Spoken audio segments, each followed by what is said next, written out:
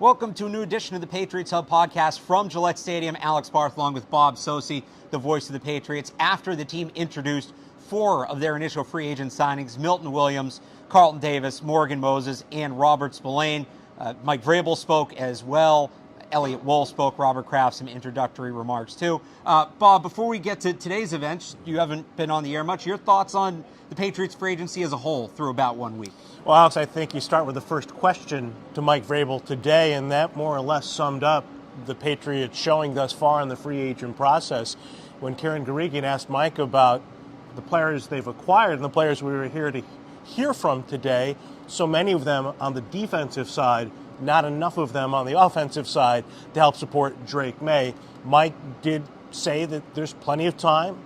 Free agency isn't over. There's going to be a lot to be done between now and the start of training camp, start of spring even. Yeah. But nonetheless, they have a lot of work to do when it comes to addressing their vast offensive needs. And that is something that they did seem to hammer, Vrabel and Wolf both, that this process is not over, right? And they are going to continue to add to this team. They are not done. This was just sort of the first wave. And it was clear that more so than offense, defense, I think a lot of people look at it like that, right?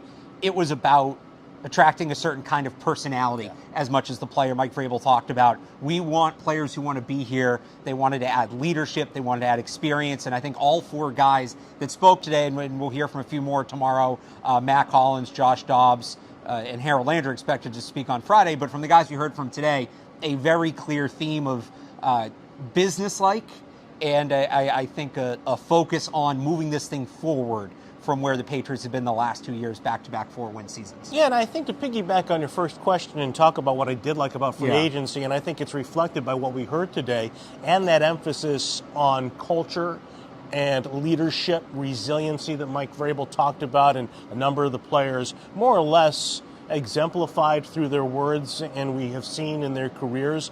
They've done that wherever they've been. I like what they've done defensively in terms of building a defense that really is in the image of their head coach. Yeah. Tough and physical. You've got guys who've played for Vrabel, guys who've played for Terrell Williams, in the case of Davis, of course, as a member of the Detroit Lions. But I thought the interesting juxtaposition today is that the press conference opened with a statement by Robert Kraft.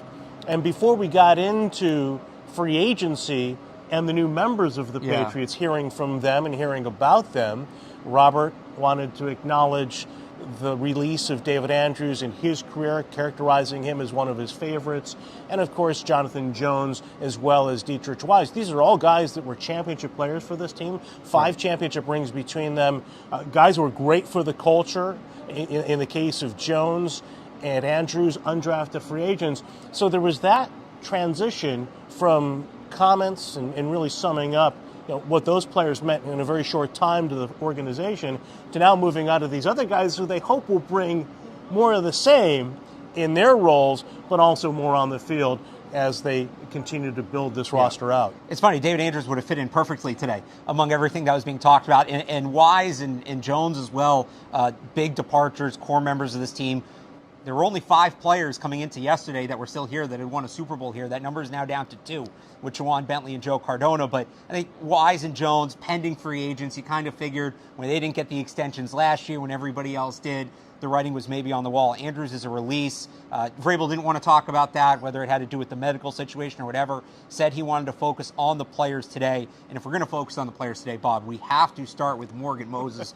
That guy should be wearing a C on his jersey come September. Talk about an impressive individual and a guy that I think really gets where he is at in his career and where this team is at right now and what they need from him. Well, first of all, before he ever opened his mouth at the podium, I thought he said a lot just by taking the stage with his presence. And I thought to myself, I'd even commented to your buddy Evan Lazar, that's what a tackle looks like. He's a big guy. We've seen some big guys in the past, of course, Trent Brown, Nate Solder, Sebastian Vollmer. The tackles that we've seen here, of course, moving through this organization, the revolving door the last couple of years, they don't look like Morgan They're Moses. Not that they're big, but they're not that imposing presence. And this is a guy that has the resume. And as we heard as well, those leadership characteristics that they need in that Yeah. room, that they need in abundance on that roster. And the other part of it I was thinking, I didn't have a chance to ask the question, but he kind of more or less touched on it with a response to Tom Curran's question about leadership and resilience and character and so forth and building culture.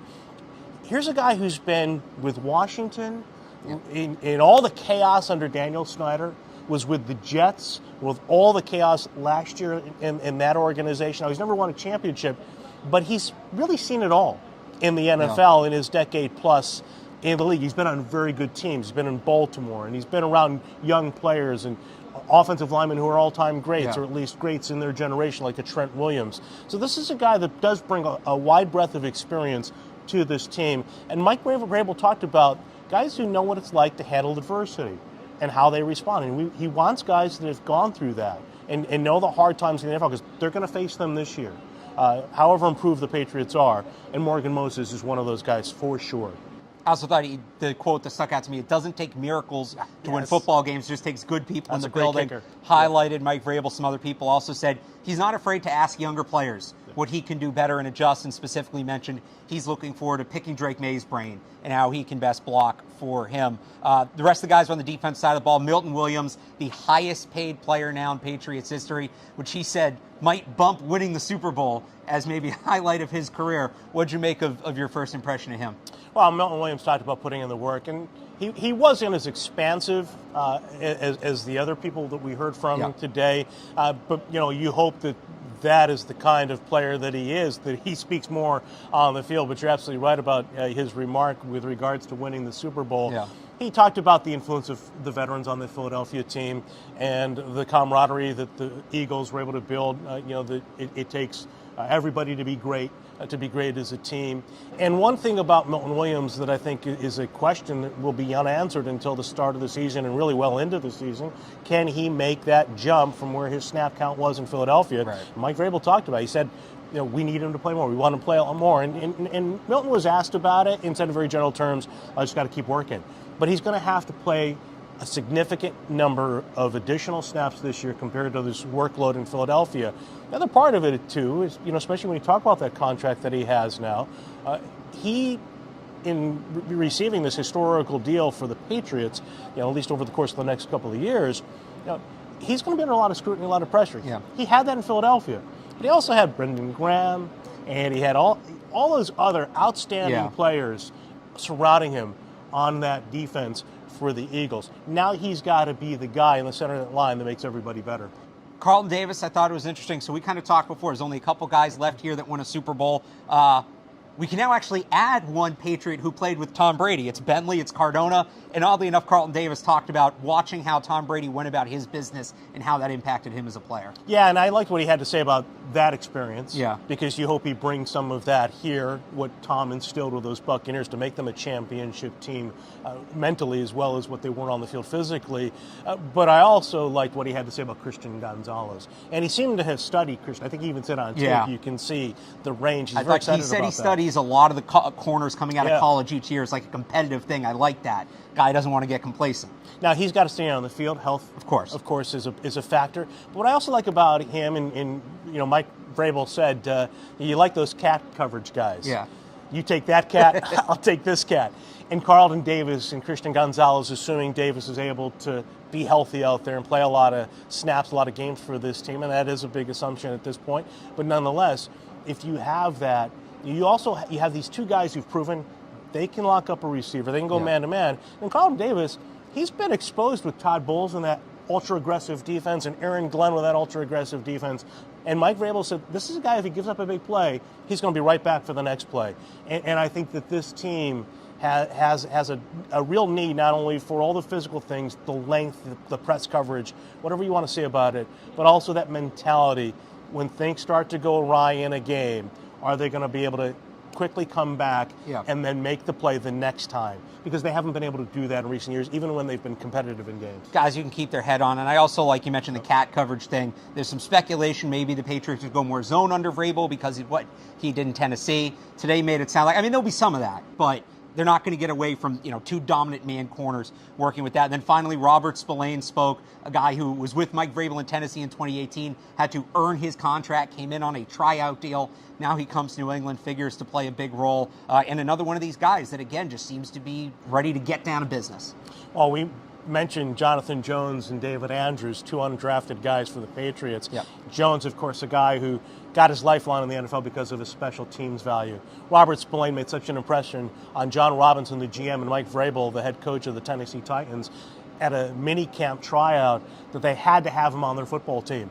And so this is a guy that bided his time on special teams for the most part early in his career, of course, with Tennessee, later Pittsburgh, and then kept improving as a player and accruing a lot more playing time. And he's coming off 2 terrific seasons as a Las Vegas Raider. Very passionate, very articulate, love the energy that he brought. I think really the fitting way to end it today, because you got to mix that with all the guys. Yeah. But Spillane really was well-spoken. And he got the news that he made the team in Tennessee on Mother's Day, and he called his mom. Yeah. He signs his contract as a Patriot. His first real big payday in the NFL on his mother's birthday. Full circle moment for Robert Spillane, and that is the initial look at the Patriots 2025 free agency class. Again, more players expected to speak on Friday. But for more analysis of Patriots free agency, we've got player breakdowns all over the Sports Hub YouTube channel, and of course on 985thesportshub.com. And don't forget to check out our special off-season site, offseason.985thesportshub.com. Free agency and draft content all in one place for you right there. Bob, thanks so much for joining us. Appreciate you taking the time. Getting to know this next generation of Patriots players. Thanks for all you do, man. You're tireless, but it's been great to be with you. Appreciate it. Well, there is more to come, but until the next one, for Bob Socci, I'm Alex Barth. Thanks for tuning in to the Patriots Hub podcast.